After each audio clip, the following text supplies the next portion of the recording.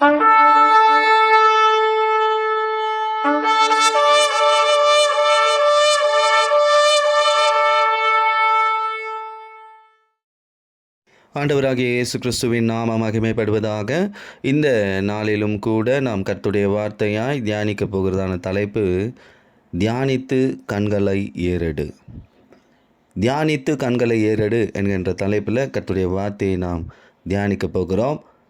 இந்த தியானமும் கண்களை ஏறெடுப்பதும் நமக்கு ஒரு மிகப்பெரிய ஆசீர்வாதங்களை கொண்டு வரும் என்கின்ற விசுவாசத்தோடு இந்த தேவ செய்தியை கேளுங்கள். நிச்சயமாகவே கர்த்தர் உங்களை ஆசீர்வதிப்பார். இதற்காக நாம் எடுத்துக்கொள்ளப் போகிறதான வேத பகுதி, நான் சுருக்கமாய் வாசிக்கிறேன் வசனங்களை. ஆதியாகமம் 24ஆம் அதிகாரம் 63ஆம் வசனத்தில், ஈசாக்கு எனக்கூடிய ஒரு தேவ மனிதன் சாயங்கால வேளையில் தியானம் பண்ணி வெளியே போயிருந்து தன் கண்களை ஏறெடுத்து பார்த்தபோது ஒட்டகங்கள் வர கண்டான் என்று சொல்லப்பட்டிருக்கு. இந்த மனிதனுக்கு தியானம் செய்கிற ஒரு பழக்கம் இருக்கிறது, தன் கண்களை ஏறெடுக்கக்கூடிய பழக்கமும் இருந்திருக்கிறது. நமக்கும் தியானம் பண்ணுகிற தன்மை தேவை. நாம் தியானம் என்று சொன்ன உடனே கண்களை மூடி அவர் இடத்துல அமைதியான இடத்துல அமர்ந்து அப்படிப்பட்ட தியானம் அல்ல.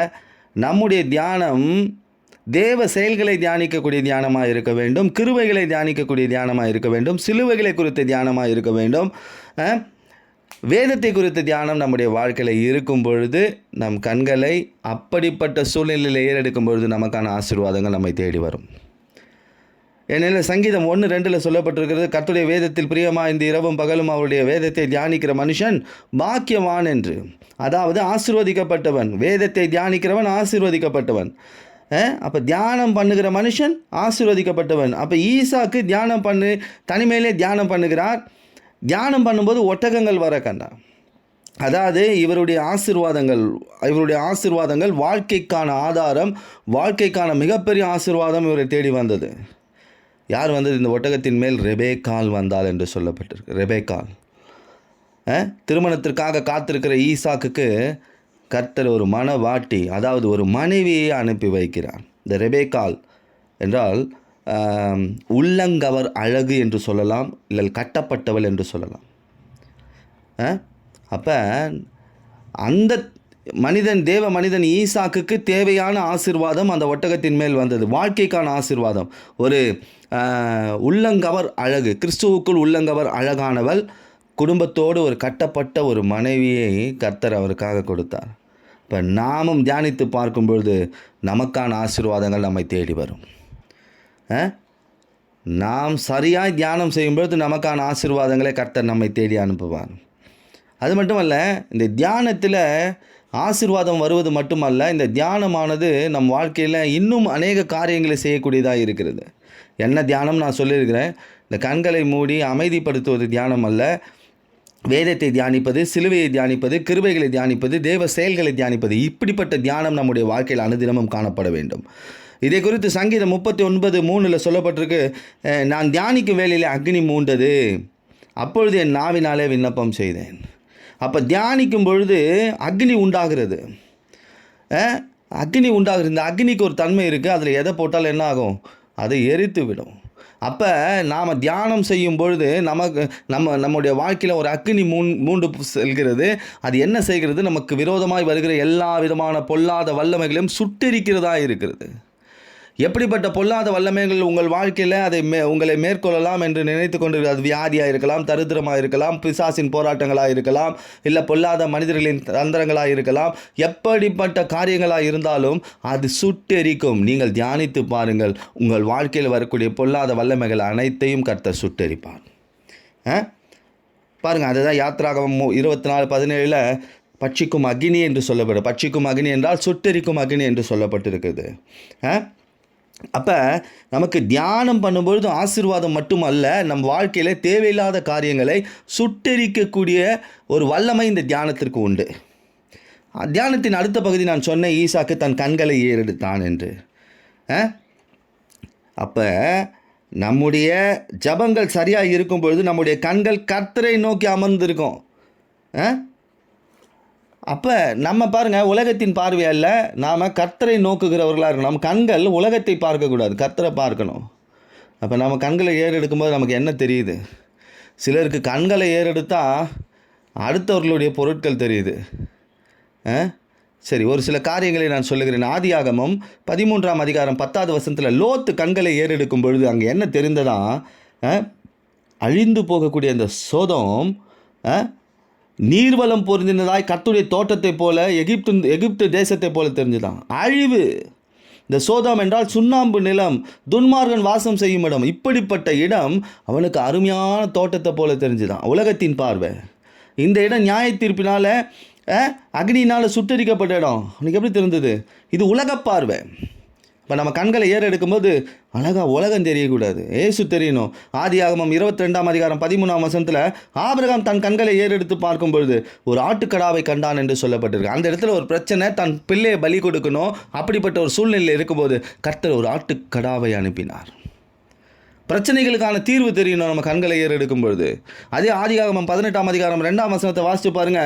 ஆபிரகாம் தன் கண்களை ஏறெடுத்து பார்க்கும்பொழுது 3 புருஷர்கள் அவனுக்கு முன்பாக எதிராக நின்றார்கள். அதாவது தேவ தூதர்கள் வர ஆரம்பிச்சிட்டாங்க.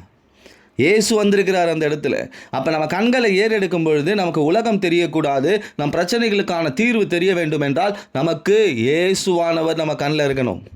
என் கண்கள் எப்பொழுதும் இயேசுவை நோக்கி கொண்டு இருக்கிற கண்களாக இருக்கணும். தியானத்தின் அனுபவம் அது இயேசுவை தரிசிக்க செய்யும். இப்போ தியானம் சரியாக இருக்கணும்.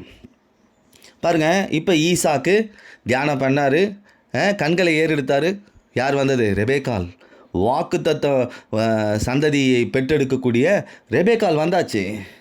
பாருங்கள், ரெபேக்காளுக்கு ஜெபம் தெரியாது, ஆனால் ஈசாக்குக்கு ஜெபிக்கிற அனுபவம் இருந்தது. அந்த அனுபவத்தை இந்த ரெபேக்காள் கற்றுக்கொண்டாள் என்று சொல்லப்பட்டிருக்குது. அப்போ முதலாவது நம்ம தியானம், 2வது நம் கண்களை இயேசுவை நோக்கி பார்க்கிறது, 3வது ஜெபஜீவியம்.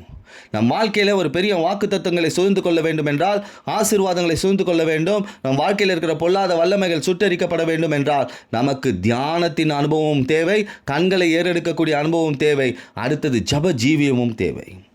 பாருங்கள், இந்த ஈசாக்குடைய ஜெபம் ஆதியாகமம் 25ஆம் அதிகாரம் 21வது வசனத்தில் ஜெபிக்கிறான். மலடியாக இருந்த தன் மனைவிக்காக ஈசாக்கு கர்த்தரை நோக்கி வேண்டுதல் செய்தான். கர்த்தர் அவன் வேண்டுதலை கேட்டருளி அவன் மனைவி ரெபேக்காளை கர்ப்பம் தரிக்க செய்தார். பாருங்கள், இவன் ஜெபம் பண்ணுறான் தன் மனைவிக்காக. ஈசாக்குடைய ஆசீர்வாதங்கள், ஈசாக்கை கர்த்தர் ஆசீர்வதித்தார்னா காரணம் என்ன அப்படி என்றால், அவனுக்கு தியானம் செய்கிற பழக்கம் உண்டு, அடுத்தது கண்களை ஏறெடுக்கக்கூடிய பழக்கம் உண்டு, 3வது ஜெப ஜீவியம். இது 3மே உங்கள் வாழ்க்கையில் ஒரு பெரிய ஆசீர்வாதங்கள் கொண்டு வரும். இன்றைக்கி நான் கண்களை ஏறெடுத்திருக்கிறேன், நான் தியானம் செய்கிறேன், ஆனால் என் வாழ்க்கையில் ஒரு குறை இருக்குன்னா நீங்கள் ஜெபியுங்கள், கர்த்தர் நிச்சயமாக மாற்றுவார். ஈசாக்குடைய ஜெபத்தை கேட்டு அவனுக்கு ஒரு பிள்ளைகளை கொடுத்தார். அந்த ஜெப ஜீவியத்தை ரெபேக்காள் கற்றுக்கிட்டா பாருங்கள். அதே 25ஆம் அதிகாரம் ஆதியாகமம் 22வது வசனத்தில் அவள் கர்ப்பத்தில் பிள்ளைகள் ஒன்றோடு ஒன்று மோதிக்கொண்டது, அவள் கர்த்தரிடத்தில் விசாரிக்கும்படி போனாள். பாருங்கள், இந்த ரெபேக்காளுக்கு ஜெபம் தெரியாது, ஆனால் ஈசாக்கின் ஜெப ஜீவியத்தை அவள் எடுத்துக்கிட்டான். ரெபேக்காள் ஜெபிக்க கற்றுக்கொண்டான். நம்முடைய ஜெப வாழ்க்கை மற்றவர்களுக்கு ஜெபத்தை கற்றுத்தரணும். மற்றவர்களுடைய ஜெபத்தை உடைக்கிற மாதிரி இருக்கக்கூடாது. நம்ம பண்ணுற ஜெபத்தை பார்த்து மற்றவங்க வெறுத்து போகிற மாதிரி இருக்கக்கூடாது. என்ன இப்படி இவங்க ஜெபம் பண்ணுறாங்களே, இது என்ன ஜெபமா, அலப்புகிறார்களே, அப்படி இருக்கக்கூடாது. அதே போல் ரெபேக்காளுக்கும் பாருங்கள், கண்களை ஏறெடுத்து பார்க்குற பழக்கம் இருந்தது. ஒரு குடும்பம் ஆசீர்வதிக்கப்படணும்னா கண்களை ஏறெடுக்கிற அனுபவம் நமக்கு தேவை. அதே ஆதியாகமம் 24ஆம் அதிகாரம் 64வது வசனத்தை வாசிச்சு பாருங்கள். ரெபேக்காள் தன் கண்களை ஏறெடுத்து ஈசாக்கை கண்டபோது என்று சொல்லப்பட்டிருக்குது. பாருங்கள், ஈசாக்கு பெரும் மகிழ்ச்சி, மகிழ்ந்து கொண்டாடி என்று அர்த்தம். அப்போ நமக்கு கண்களை ஏறெடுக்கக்கூடிய பழக்கம் இருக்கும் பொழுது நம் வாழ்க்கையில் மகிழ்ச்சி உண்டாகும், மகிழ்ந்து நம்ம வாழ்க்கை கொண்டாடப்படும். கண்களை சரியாக ஏறெடுக்கும்போது பெரும் மகிழ்ச்சி உண்டாகும். விசுவாசிக்கணும். இன்றைக்கு தியானித்து கண்களை ஏறெடு என்ற தலைப்பில் கர்த்தருடைய வார்த்தையை நாம் கேட்டிருக்கிறோம். இந்த ஈசாக்குடைய வாழ்க்கையில் அவனுடைய தியான அனுபவம் எப்படி இருந்தது, அவன் கண்களை எப்படி ஏறெடுக்கும்பொழுது என்ன தெரிந்தது, அதே போல் அந்த கண்களை ஏறெடுப்பது மட்டுமல்ல, ஜெபஜீவியம் அது ஒரு பெரிய ஆசீர்வாதத்தை கொண்டு வரும். அப்போ நம்ம கண்களை ஏறெடுக்கும் பொழுது நமக்கு என்ன தெரியணும்? பிரச்சனைகளுக்கான தீர்வு தெரியணும், இயேசு தெரியணும், உலகம் தெரியக்கூடாது. நம்ம தியானம் எப்படி இருக்கணும்? வேதத்தை தியானிக்கணும், சிலுவையை தியானிக்கணும், கிருபைகளை தியானிக்கணும், தேவ செயல்களை தியானிக்கணும். நம்முடைய ஜெபங்கள் எப்படி இருக்கணும்? குறைவுகள் நீங்கும்படி ஜெபிக்கணும். அப்போ நம்முடைய ஜெபங்களுக்கு பதில் கிடைக்கும்ன்ற நம்பிக்கையோடு ஜெபிக்கணும். அப்போ நாம் தியானிக்கும் பொழுது ஒரு அக்கினி மூணும். அப்போ நம்ம விண்ணப்பம் செய்வோம், பொல்லாத வல்லமைகள் சுட்டரிக்கப்படும். பொல்லாத வல்லமைகளை கர்த்தர் நம் வாழ்க்கையிலிருந்து எடுத்து போடுவார்.